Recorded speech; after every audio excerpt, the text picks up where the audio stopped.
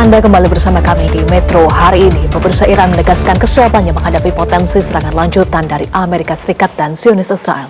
Iran bersiap mengeluarkan senjata modern untuk menghajar musuh. Informasi selengkapnya tunggu apa lagi bersama Kata Oma.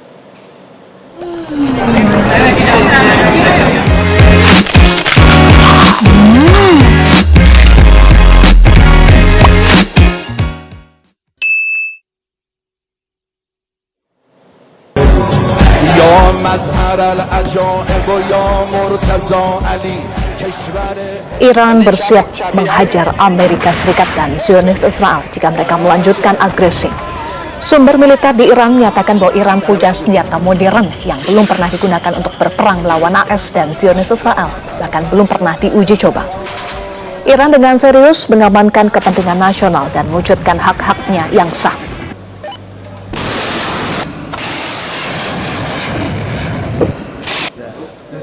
Sementara itu, Presiden Amerika Serikat Donald Trump menyatakan bahwa perang Iran akan segera berakhir. Trump juga mengklaim Iran tidak akan memiliki senjata nuklir. Trump juga bersikeras bahwa militer AS akan mengambil uranium yang diyakini terkubur di bawah fasilitas nuklir Iran dengan cara apapun. Look, we're going to either make sure they don't have a nuclear weapon, or we're going to have to do something very drastic. And the people of the country, I believe when it's put to the people of our country, they will all agree that we cannot let Iran have a nuclear weapon. Yes. They keep their highly enriched uranium. No, we get the highly enriched. We will get it. We don't need it. We don't want it. We'll probably destroy it after we get it, but we're not going to let that. Di sisi lain, pemimpin tertinggi Iran Ayatollah Mojtaba Khamenei secara tegas mengeluarkan perintah yang melarang pengiriman persediaan uranium yang diperkaya milik Iran ke luar negeri. Pengiriman uranium ke luar negeri diyakini akan membuat Iran lebih rentan terhadap serangan di masa depan oleh AS dan Zionis Israel. Diketahui uranium Iran merupakan salah satu topik panas negosiasi yang masih menemui kebuntuan.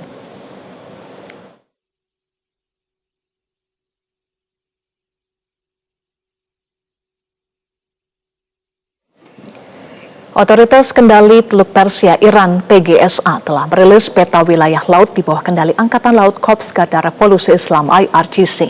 Iran disebut telah memperluas wilayah kendalinya hingga ke Uni Emirat Arab. PGSA yang bertanggung jawab mengatur lalu lintas di Selat Hormuz merilis peta yang diperkenalkan sebagai batas wilayah resmi Selat Hormuz kepada semua negara. Iran telah menetapkan wilayah yurisdiksinya terkait manajemen Selat Hormuz dengan sebuah garis antara Kuh-e Mubarak di Iran dan bagian selatan kota Fujairah di Uni Emirat Arab, serta sebuah garis yang menghubungkan Pulau Qesem milik Iran dengan kota Al-Quwain di Uni Emirat Arab di bagian barat. Disebutkan bahwa transit kapal melalui wilayah yang dikendalikan oleh Republik Islam Iran hanya dapat dilakukan dengan izin dari PGSA. Sementara itu, Presiden Amerika Serikat Donald Trump mengisyaratkan bahwa ia sedang mempertimbangkan kesepakatan potensial antara Iran dan Oman mengenai pungutan tol di Selat Hormuz. Trump kembali sesumbar bahwa pihaknya memiliki kendali penuh atas Selat Hormuz dengan blokade yang dilakukan oleh militer AS.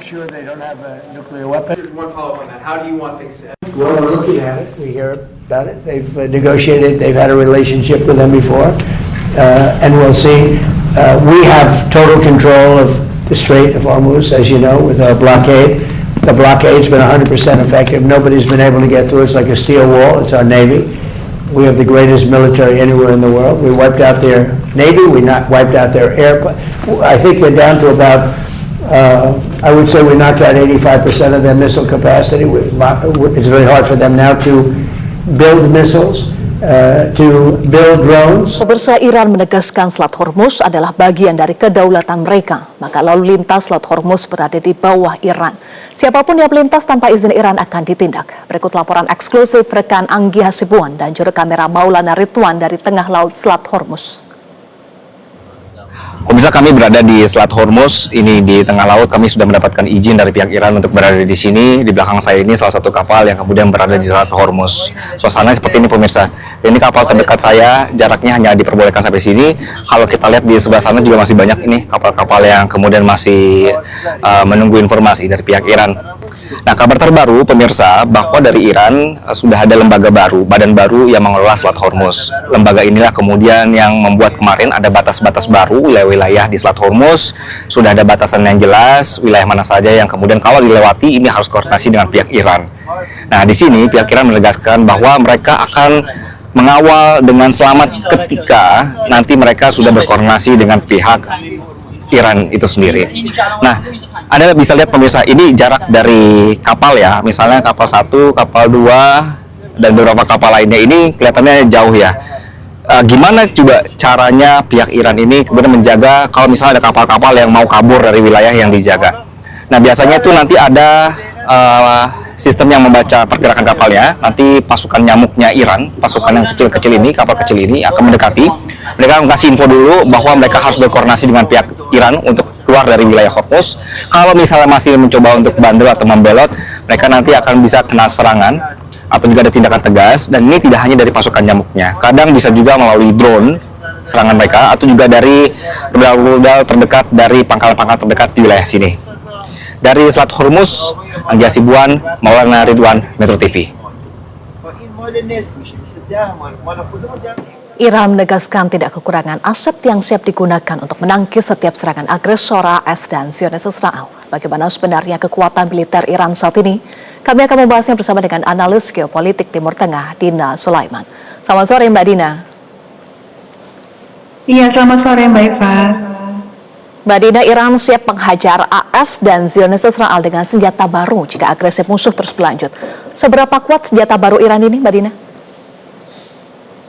Iya, kalau dari pihak Iran kan belum diungkap ya, tapi kemungkinan besar adalah rudal-rudal jenis baru yang lebih cepat lagi. Sebelumnya kan Iran sudah punya rudal hypersonic yang bisa mencapai Israel, mencapai Tel Aviv itu dalam hanya hitungan beberapa menit gitu ya, beberapa ratus menit.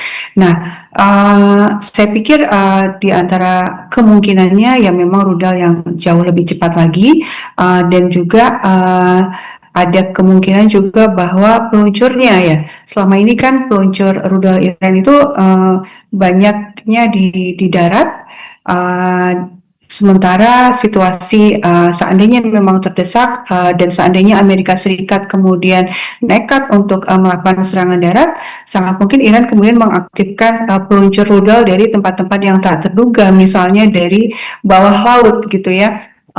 Dan kalau kita lihat bagaimana Iran ini selalu memberikan kejutan-kejutan ya, ada inovasi baru terus yang dimunculkan, misalnya rudalnya yang tiba-tiba ketika ditembakkan itu bisa memecah jadi puluhan anak rudal gitu ya, sehingga daya serangnya lebih kuat dan lain-lain.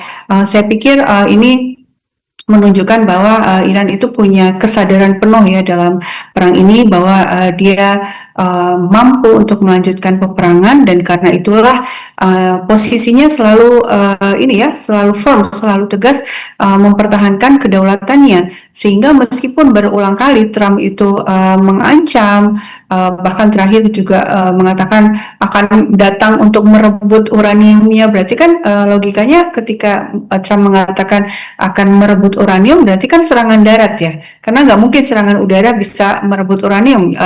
Pasukan Amerika Serikat betul-betul datang ke dalam wilayahnya Iran dan kemudian melakukan perebutan itu, kalau memang itu betul-betul dilakukan.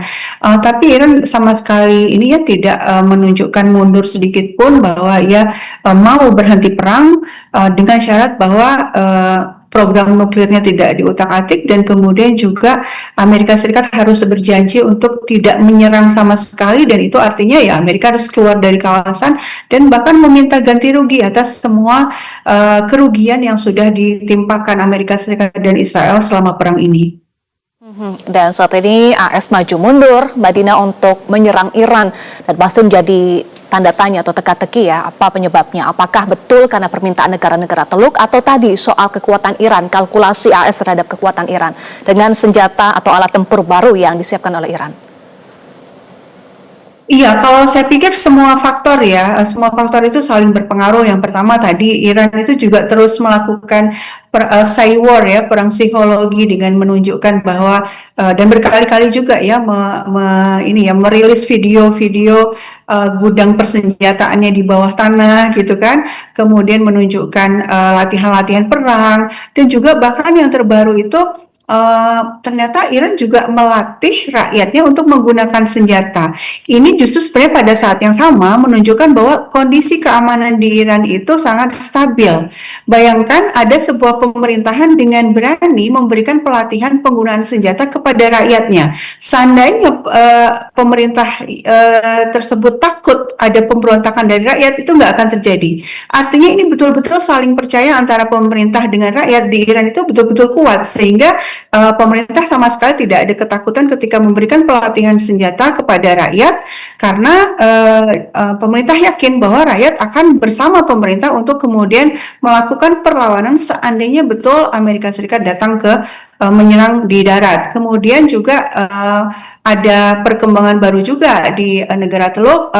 Sekutu-sekutu Amerika Serikat di negara Teluk ini juga sebenarnya kan sudah mulai terpecah ya, yang betul-betul masih berusaha mempertahankan posisi mendekat terus dengan Amerika Serikat dan Israel tuh tinggal Uni Emirat Arab ya. Yang lain sudah mulai goyah itu ya. Kalau Qatar dan Oman sudah sejak lama kelihatan memang lebih menginginkan diplomasi, nggak ingin ada perang. Tapi kita lihat bagaimana Arab Saudi juga sudah mulai bergeser dan negara-negara lain saya pikir juga pada akhirnya juga harus berpikir rasional. Kalau terus-menerus mendukung Amerika Serikat dan akhirnya situasi tidak normal juga, mereka akan semakin hancur ekonominya. Kemudian kita lihat bagaimana NATO ya, NATO baru saja juga bersidang di Swedia itu, Sekjen NATO Mark Rutte itu mengatakan bahwa kita perlu mengurangi ketergantungan kepada Amerika Serikat dari sisi persenjataan.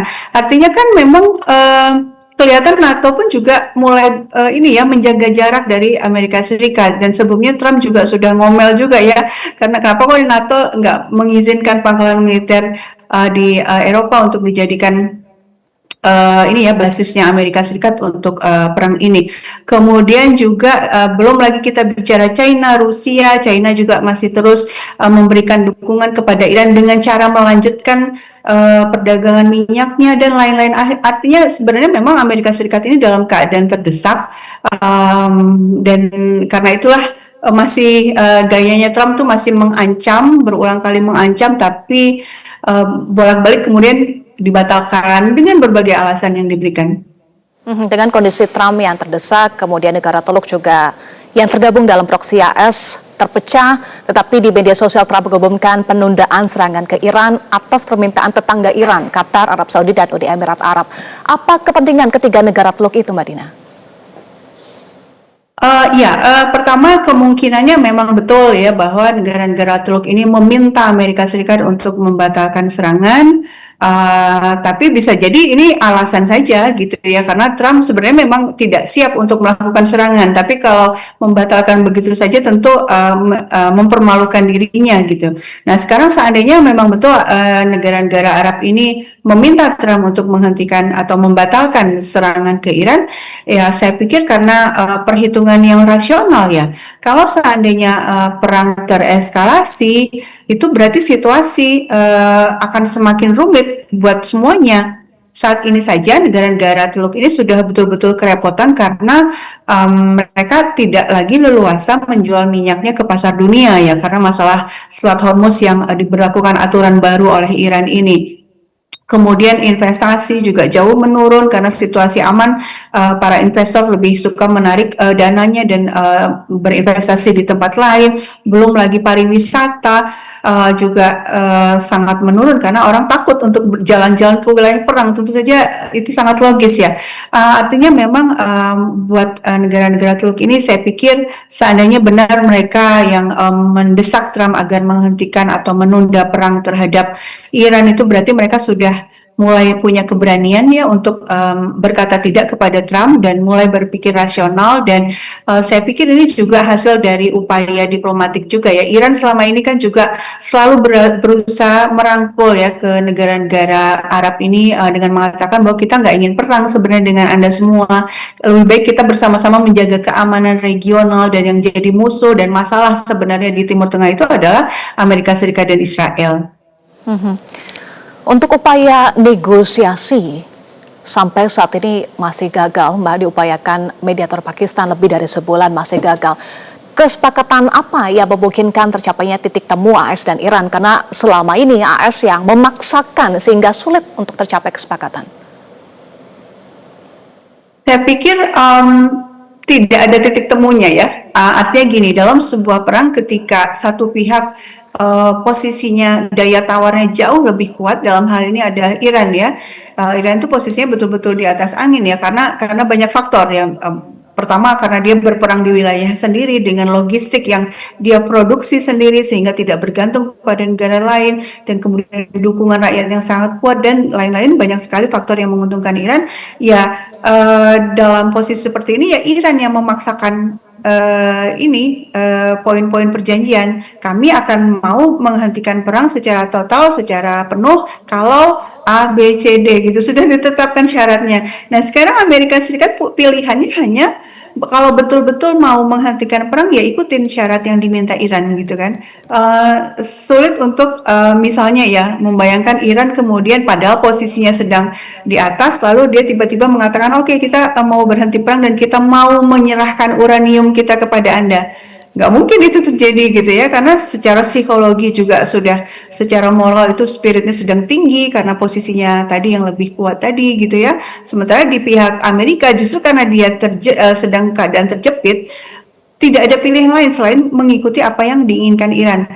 Mungkin akan ada pergeseran sedikit-sedikit ya, tapi hal-hal esensial yang paling substantif yang diinginkan oleh Iran, saya pikir tidak akan Iran tidak akan melepaskan apa yang dia tuntut itu. Baik, terima kasih Mbak Dina sudah bergabung bersama kami di Metro hari ini. Jelajahi cara baru mendapatkan informasi. Download Metro TV Extend sekarang.